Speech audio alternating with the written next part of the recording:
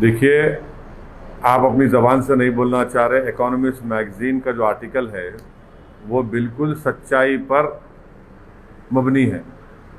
Economist magazine ने ये लिखा है कि जो भी डेथ कोविड से हुई है उसको 6 टाइम्स मल्टीप्लाई कर लीजिए, और उसके जवाब में मिनिस्ट्री ऑफ हेल्थ का रिबटल ये आ रहा है कि वो जो इकोनॉमिस्ट मैगज़ीन ने जो मॉडल लिखा है जिसमें करीब 20 लाख के करीब लोगों की मौत सेकेंड वेव में हुई है, तो हेल्थ मिनिस्ट्री कहती है कि वो स्पेकुलेटिव है, मिस इन्फॉर्म्ड है।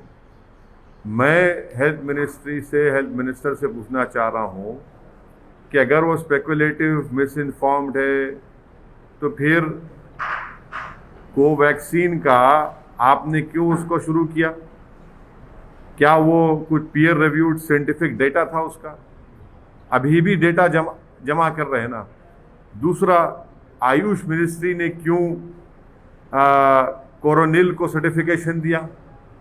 क्या उसका भी कुछ इफेक्टिव डेटा था आपके पास? तीसरी बात यह है कि डेली डिस्ट्रिक्ट वाइज डेटा कोई भी स्टेट नहीं दे रहा है। स्टेट्स आईसीएमआर के गाइडलाइंस को कोई फॉलो ही नहीं कर रहे हैं।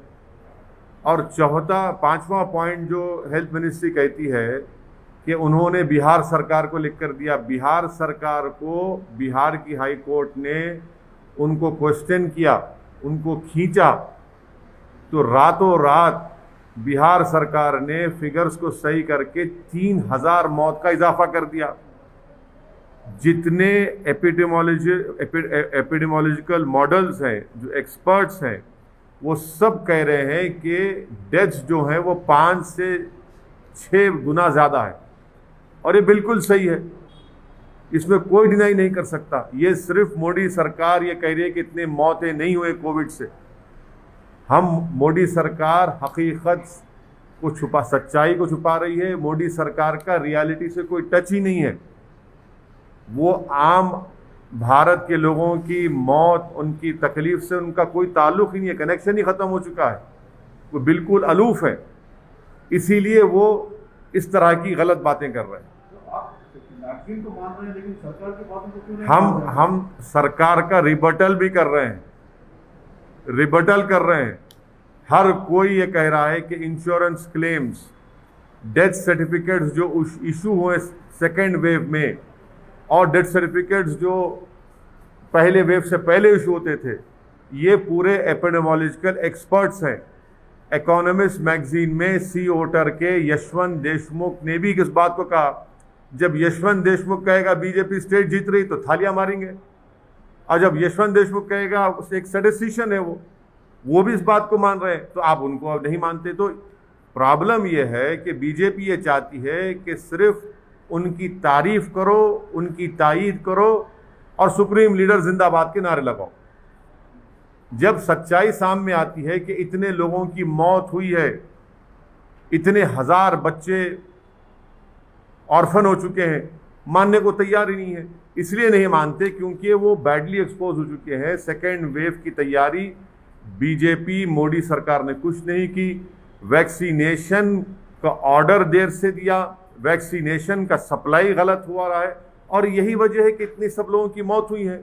तो इसलिए बीजेपी अपनी नाकामियों को छुपाने के लिए इस सच्चाई के फिगर्स को नहीं मानती है। तो आप वैक्सीन का सवाल क्यों उठा रहे हैं? देखिए, अगर आप उनका जवाब पढ़ेंगे हेल्थ मिनिस्ट्री का, इकोनॉमिस्ट मैगजीन के रिबटल में हेल्थ मिनिस्ट्री ने कहा कि वो स्पेकुलेटिव है, मिस इन्फॉर्म्ड है और साइंटिफिक डेटा को फॉलो नहीं किया। तो मैं उनके जवाब में कह रहा हूं कि कोवैक्सीन को भी आपने 3rd ट्रायल का कंसेंट लिया ना जनता से, तो क्या आपके पास डेटा था? फिर मैंने कहा है कि कोरोनिल ये बाबा की है, आयुष मिनिस्ट्री ने सर्टिफाई करा, क्या उसका डेटा था आपके? ने सर, आप एक तरफ कह रहे हैं बीजेपी को घेर रहे हैं, लेकिन इन सबके बावजूद आप देखिए बीजेपी और एनडीए पूरे देश भर में स्ट्रांग हो रही है। अच्छा, तेलंगाना में ओह स्ट्रॉन्ग ओह। ज्वाइन कर लिए। बिहार में देखिए, मैं लास्ट जो सुना था कि अकाली दल बीजेपी को छोड़ दी, सब पार्टियां इनको छोड़ रहे हैं, और खुद बिहार में उनकी जो एक सहयोगी पार्टी थी उनके खिलाफ लड़ा।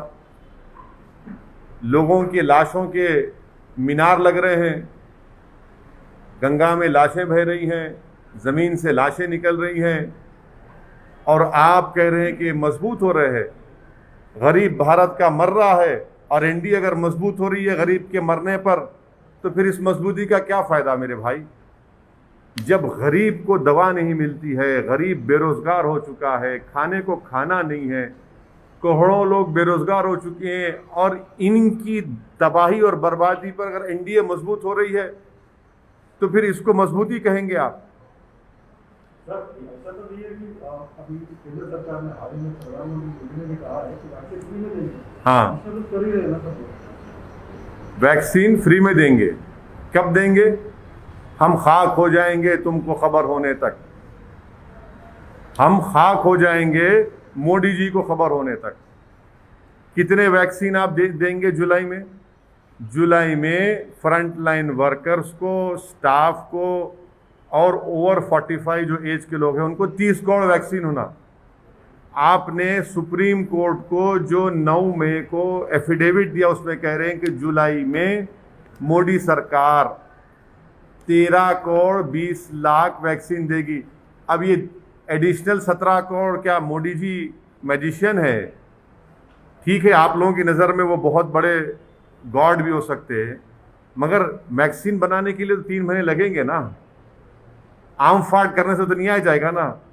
ये वैक्सीन ऐसा है, आप भक्तों के लिए कह रहा हूँ कि टोपी से खरगोश निकालना आसान है, टोपी से फूल बनाना आसान है, मगर टोपी से ये नहीं निकलता वैक्सीन। वैक्सीन के लिए साइंटिस्ट को फैक्ट्री में बैठ के बनाना पड़ता है, उसके लिए पैसे देना पड़ता है, वो उन्होंने किया ही नहीं। तो जुलाई में ही 17 करोड़ वैक्सीन कम पड़ने वाले हैं। कहाँ से लाएंगे? क्या दिसंबर तक 213 करोड़ वैक्सीन आ जाएंगे? किसको बेवकूफ़ बना रहे हैं? सर बंगाल में भले बीजेपी सत्ता में नहीं आई, लेकिन उन्होंने अपनी मौजूदगी दर्ज कराई, स्ट्रॉन्ग अपोजिशन बन गया है।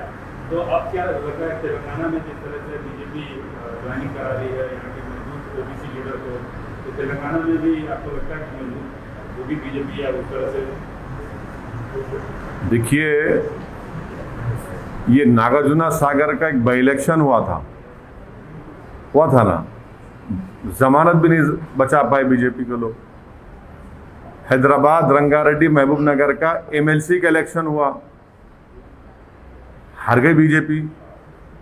नलगुंडा वरंगल खम्मम का एमएलसी इलेक्शन हुआ, ग्रेजुएट्स का, बीजेपी का 4थे नंबर पे चले गई। अब आप लोगों की नज़र में ये सब अच्छा दिख रहा है तो भाई मुझे नहीं मालूम, या तो आपकी दिमाग का नंबर ज़रा कम हो चुका है, आँख का नंबर कम हो सकता है या बढ़ सकता है, मगर ये दिमाग का नंबर अगर आप लोगों का कम हो रहा है तो फिर इसका इलाज मेरे पास नहीं है। हाँ ना हाँ, जीएचएमसी में उसके बाद क्या हुआ? अच्छा, जीएचएमसी में आप बताइए कि सेकेंड वेव में कहीं नजर आए बीजेपी आपको? इतने लोग जो बीमार पड़ रहे थे, पीड़ित परिवार के पास कोई नहीं गए। हाँ, कहाँ गए? मौत में गए, मौत में गए या जिंदगी में गए?